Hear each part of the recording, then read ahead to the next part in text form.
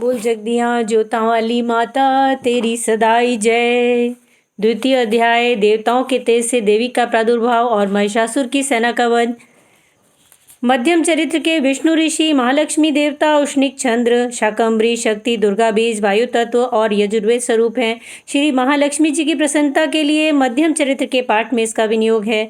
मैं कमल पर बैठी हुई प्रसन्न मुख वाली महिषासुरमर्दिनी भगवती महालक्ष्मी का भजन करता हूँ, जो अपने हाथों में अक्षमाला फरसा गदा बाण वज्र पद्म धनुष कुंडिका दंड शक्ति खड़ग ढाल शंख घंटा मधुपात्र त्रिशूल पाश और चक्र धारण करती हैं। ऋषि कहते हैं, पूर्व काल में देवताओं और असुरों में पूरे 100 वर्षों तक घोर संग्राम हुआ। उसमें असुरों का स्वामी महिषासुर था और देवताओं के नायक इंद्र थे। उस युद्ध में देवताओं की सेना महाबली असुरों से परास्त हो गई। संपूर्ण देवताओं को जीतकर महिषासुर इंद्र बन बैठा। तब पराजित देवता प्रजापति ब्रह्मा जी को आगे करके उस स्थान पर गए जहाँ भगवान शंकर और विष्णु विराजमान थे। देवताओं ने महिषासुर के पराक्रम तथा अपनी पराजय का यथावत वृतांत उन दोनों देवेश्वरों को विस्तार पूर्वक कह सुनाया। वे बोले, भगवान महिषासुर सूर्य इंद्र अग्नि वायु चंद्रमा यम वरुण तथा अन्य देवताओं के भी अधिकार छीनकर स्वयं ही सबका अधिष्ठाता बन बैठा है। उस दुरात्मा महिष ने समस्त देवताओं को स्वर्ग से निकाल दिया है। अब वे मनुष्य की भांति पृथ्वी पर विचरते हैं। दैत्यों की यह सारी करतूत हमने आपसे कह सुनाई है।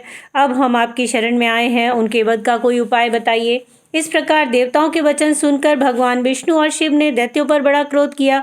उनकी भौहें तन गईं और मुंह टेढ़ा हो गया। तब अत्यंत क्रोध में भरे हुए चक्रपाणी श्री विष्णु के मुख से एक महान तेज प्रकट हुआ। इसी प्रकार ब्रह्मा शंकर तथा इंद्र आदि अन्य देवताओं के शरीर से भी बड़ा भारी तेज निकला। वह सब मिलकर एक हो गया। महान तेज का यह पुंज जाज्वल्यमान पर्वत सा जान पड़ा। देवताओं ने देखा, वहाँ उनकी ज्वालाएं संपूर्ण दिशाओं में व्याप्त हो गई हैं। संपूर्ण देवताओं के शरीर से प्रकट हुए उस तेज की कहीं तुलना नहीं थी। एकत्रित होने पर वह एक नारी के रूप में परिणित हो गया और अपने प्रकाश से तीनों लोकों में व्याप्त जान पड़ा। भगवान शंकर का जो तेज था उससे देवी का मुख प्रकट हुआ। यमराज के तेज से उसके सिर के बाल निकल आए। श्री विष्णु भगवान के तेज से उसकी भुजाएं उत्पन्न हुई। चंद्रमा के तेज से दोनों स्तनों का और इंद्र के तेज से मध्य भाग का प्रादुर्भाव हुआ। वरुण के तेज से जंघा पिंडली तथा पृथ्वी के तेज से नितंब भाग प्रकट हुआ। ब्रह्मा के तेज से दोनों चरण और सूर्य के तेज से उनकी उंगलियां प्रकट हुईं। वसुओं के तेज से हाथों की उंगलियां और कुबेर के तेज से नासिका प्रकट हुई। उस देवी के दांत प्रजापति के तेज से और तीनों नेत्र अग्नि के तेज से प्रकट हुए। उसकी भौहें संध्या और कान वायु के तेज से प्रकट हुए। इसी प्रकार अन्य देवताओं के तेज से उस कल्याणमयी देवी का आविर्भाव हुआ। तदनंतर समस्त देवताओं के तेज भुज से प्रकट हुई देवी को देखकर महिषासुर के सताए हुए देवता बहुत प्रसन्न हुए। पिनाकधारी भगवान शंकर ने अपने शूल से एक शूल निकाल कर उन्हें दिया। फिर भगवान विष्णु ने अपने चक्र से चक्र उत्पन्न करके भगवती को अर्पण किया। वरुण ने शंख भेंट किया, अग्नि ने शक्ति दी और वायु ने धनुष और बाण से भरे हुए 2 तरकस प्रदान किए। सहस्र नेत्र वाले देवराज इंद्र ने अपने वज्र से वज्र उत्पन्न करके दिया और ऐरावत हाथी से उतारकर एक घंटा भी प्रदान किया। यमराज ने कालदंड से दंड, वरुण ने पाश, प्रजापति ने स्फटिकाक्ष की माला तथा ब्रह्मा जी ने कमंडलू भेंट किया। सूर्य ने देवी के समस्त रोमकूपों में अपनी किरणों का तेज भर दिया।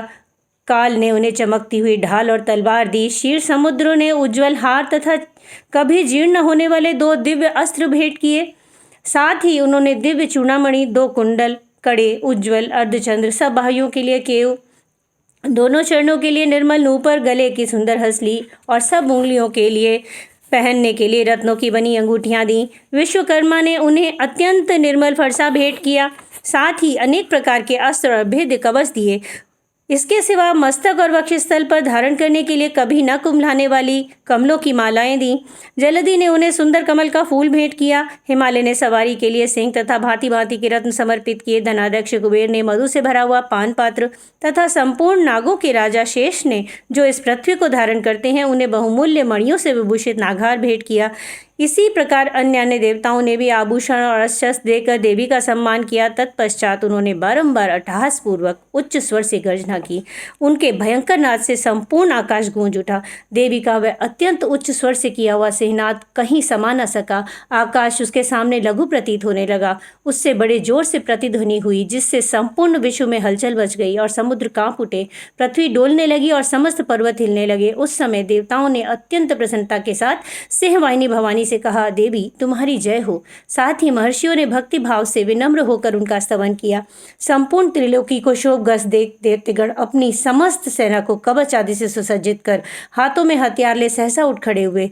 उस समय महिषासुर ने बड़े क्रोध में आकर कहा, आह यह क्या हो रहा है।